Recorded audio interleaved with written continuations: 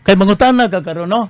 Brad, usay diskarte. Ang pamahaw no, abong isabay na lang para sa paniudto. Oh, ang panihapon isabay-sabay na lang pod bagya kasama sa kanang merinda. Oh. Usahay. Sa ato paday. Usahay katog na lang pod. Oo, kana day. So sa ato paday kung nga na ang diskarte sa pagpamilya, ang pamaagi sa daginot day ba? Kaduha na lang sa usa ka adlaw bukaon.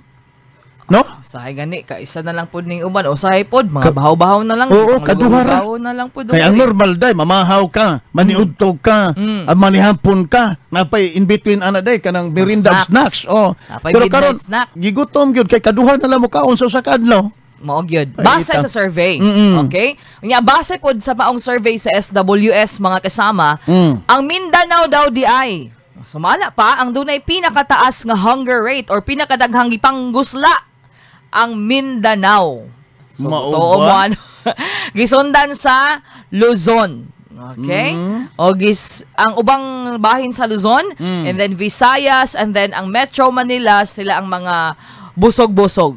Mas daghan man gyud day. Metro Manila. Kung imong kuno day, kung imong ang statistics bitaw sa mga provinces, kadto mga probinsya day mga pertig yung paita kana makakita gyud ka bitaw mga kaigsuonan na dito nga puyo bitaw day sa mga kana bitaw mga hilit-hilit nga mga lugar day. Perting paita gyud way baluto, way bugas nga kanan ang lutuon sa ilahang nga tagsa-tagsa ka mga abuhan.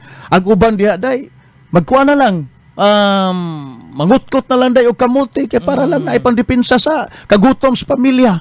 Kana gibog yung atuon gyud ang mga hilit-hilit nga mga lugar day Maisel.